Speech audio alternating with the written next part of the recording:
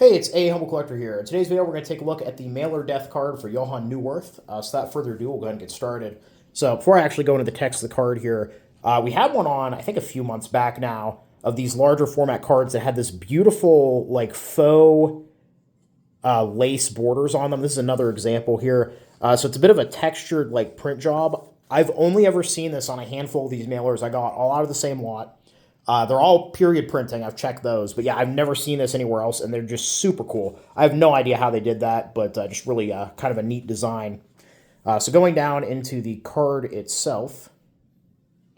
In Christian remembrance to our dearly beloved, unforgettable husband, father, son, nephew, grandson, brother-in-law, and cousin, Johann Neuwirth, Obergefreiter in a medical unit, who died a heroic death on 30th May 1944 at the age of 28 on the southern Italian front near Subiaco from a shot to the chest. And right off the bat, a bit unusual that his cause of death is actually listed there. You don't see that too often on World War II death cards, a lot more common for World War I cards.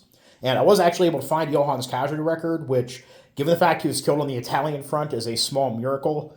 I have had horrible luck tracking down the units for guys that served in Italy. I don't know if those records were mostly lost or what happened, but there's very few of them on Ancestry that I'm able to find compared to soldiers that were killed in the East or in the West. Johann was born on March 28, 1917 in Raulsbach, Austria, and was a member of Krankenkraftwagenzug 33. Now, that is an ambulance platoon. And Ambulance Platoon 33 was assigned to the 15th Panzergrenadier Division at the time of Johann's death. Now, at the time, this unit was fighting around the area of Cassino. There's a lot of heavy fighting going on in this region at this point. However, his place of death is listed not at Cassino, but at Esperia, which is about 110 kilometers away from Cassino, where his unit was fighting.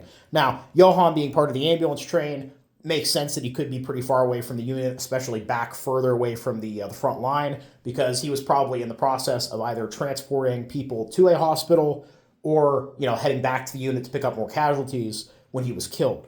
And we actually see, I found two different casualty records for him. One notes simply that he was shot in the heart by the machine gun of an Allied aircraft. The other card notes that he was actually shot not just in the heart, but also in the knee joint as well by a low-flying aircraft. Now, obviously, Allies at this point have air superiority, and they're basically strafing any truck or train that they can find. That being said, I'm not aware of any instances of Allied pilots targeting marked hospital trains or marked ambulances. I'm not saying it didn't happen. There probably were isolated incidents where it did. It's a big war.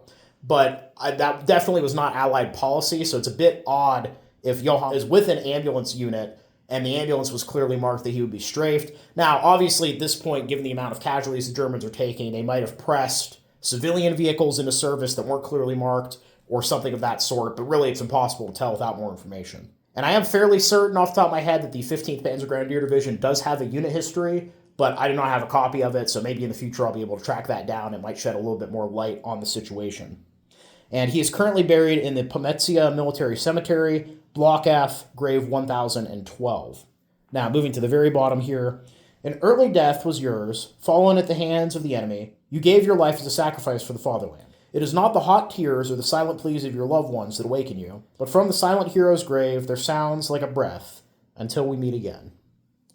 So yeah, overall pretty interesting card here. And 2 videos ago, we had a card for Zager Hoffenetter, who was also killed in the Italian campaign, so it's odd that we had the 2 back-to-back, and then also that I was able to find casualty records for both of them. Because for those of you who don't know, I do a first-in, first-out policy with my death cards. I research them in the order that I purchased them generally, so it's odd that sometimes we get little clusters like this. But yeah, overall, I hope you guys all enjoyed the video. Please leave a comment down below. Love hearing from you. Thank you all for watching. Happy collecting, and I will see y'all again very soon.